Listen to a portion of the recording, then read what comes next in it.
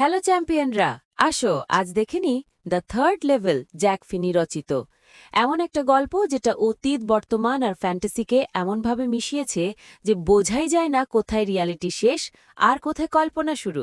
চলো গল্প শুরু করি। সেকশন ১, রহস্যের শুরু। গল্পের কথক চার্লি। তিনি বলেন যে গ্র্যান্ড সেন্ট্রাল স্টেশনে মাত্র ২টি লেভেল নয়, ৩টি লেভেল আছে। সবাই, এমনকি রেল কোম্পানির প্রেসিডেন্টরাও বলে যে মাত্র ২টো লেভেল আছে। কিন্তু চার্লির দাবি হল তিনি থার্ড লেভেল দেখেছেন, অনুভব করেছেন। লোকেরা ভাবে এটা তার জাগ্রত স্বপ্নের ইচ্ছা পূরণ, মানে এটা এক ধরনের এসকেপ বা পলায়ন। তার সাইকিয়াট্রিস্ট বন্ধু স্যাম বলেন যে চার্লি আজকের বিশ্বের অনিরাপত্তা, ভয়, যুদ্ধ থেকে পালাতে চান। সবাই চায়, কিন্তু কেউ তো থার্ড লেভেলে ঘুরে বেড়ায় না, তাই না? সেকশন ২, চার্লির আকস্মিক টাইম ট্রাভেল। এক রাতে অফিস থেকে দেরি করে বেরিয়ে চার্লি গ্র্যান্ড সেন্ট্রাল থেকে সাবওয়ে নিতে যান। তিনি পথ হারিয়ে ফেলেন এবং এক অদ্ভুত টানেলে চলে যান। শেষমেশ তিনি থার্ড লেভেলে পৌঁছান। কিন্তু এই থার্ড লেভেলটা আলাদা। এখানে সবকিছু ১৮৯০-এর মতন। ওপেন ফ্লেম গ্যাস লাইট আছে, পিতলের পিকদানি আছে, লোকেরা পুরনো ফ্যাশনের পোশাক পরেছে, derby hat, mutton sleeve dress. News বয়ের কাছে দ্য ওয়ার্ল্ড পত্রিকা আছে, যার তারিখ ১১ জুন ১৮৯৪। বুঝেছ, চার্লি টাইম ট্রাভেল করে ফেলেছেন। সেকশন ৩, এক সরল অতীতে পলায়ন। চার্লির হঠাৎ বুঝতে পারেন তিনি ১৮৯৪ সালে রয়েছেন। তার মনে পড়ে যায় গ্যালেসবার্গ, ইলিনয়ের কথা, একটি শান্ত নিরিবিলি শহর যেখানে জীবন ছিল সরল আর স্বস্তিপূর্ণ। বিশ্বযুদ্ধ তখনও ভবিষ্যতে। তিনি তার স্ত্রী লুইসার সঙ্গে সেখানে যেতে চান। টিকিট নিতে গেলে কেরানি তার আজকের মুদ্রা চিনতে পারে না। সে বলে, ওটা টাকা নয় মশাই। চার্লি ভয়ে দৌড়ে পালান। জেল তো ১৮৯৪-টেও ভালো হবে না, তাই না? সেকশন ৪, খোঁজ ও প্রমাণ। পরের দিন চার্লিদের সঞ্চয় থেকে পুরনো স্টাইলের মুদ্রা কিনেন, কিন্তু তিনি সেই থার্ড লেভেলের করিডোর আর কখনো খুঁজে পান না। ধীরে ধীরে তিনি খোঁজা বন্ধ করে দেন। কিন্তু তারপর প্রমাণ মেলে।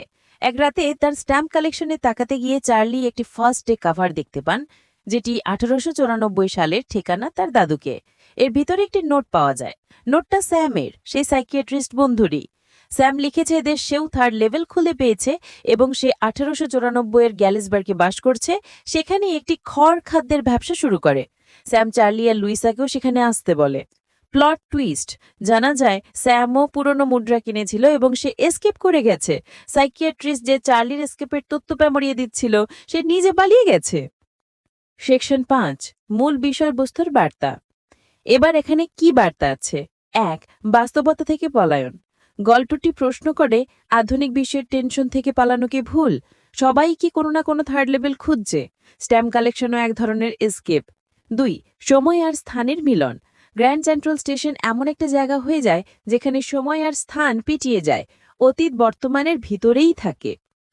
৩, অতীত বনাম বর্তমান।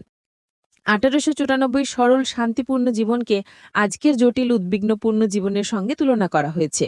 মানুষের স্বভাবই হল অতীতকে আদর্শায়িত করা। ৪, কল্পনা বানাম বাস্তবতা। থার্ড লেভেল কি সত্যিই ছিল, নাকি শুধু চার্লি আর স্যামের প্রবল ইচ্ছা? গল্পটি তোমাকে সিদ্ধান্ত নিতে দেয়। স্যামের চিঠি প্রামাণ্য প্রমাণের মতোই লাগে। উপসংহার। তাই বন্ধুরা, দ্য থার্ড লেভেল পালানো সময়ের অতীতের প্রতি আমাদের আকাঙ্ক্ষা নিয়ে একটি উজ্জ্বল গল্প। রিভিশন শর্টকাট: চার্লি পায় একটি থার্ড লেভেল, মানে ১৮৯৪, চায় গ্যালেসবার্গে পালাতে, ব্যর্থ হয় কিন্তু পায় স্বামীর কাছ থেকে প্রমাণ। স্যাম, সেই সাইকিয়াট্রিস্ট, নিজেই পালিয়ে যায়।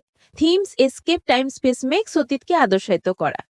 হোস্ট: পরের বার গ্র্যান্ড সেন্ট্রালে গেলে একটু বেশি নজর দিও, কি জানি কোনো লুকোনো সিঁড়ি চোখে পড়ে। পড়ার জন্য তোমাদের অনেক অনেক ধন্যবাদ। লাইক, শেয়ার, সাবস্ক্রাইব করতে ভুলো না। পরের ভিডিওতে দেখা হবে।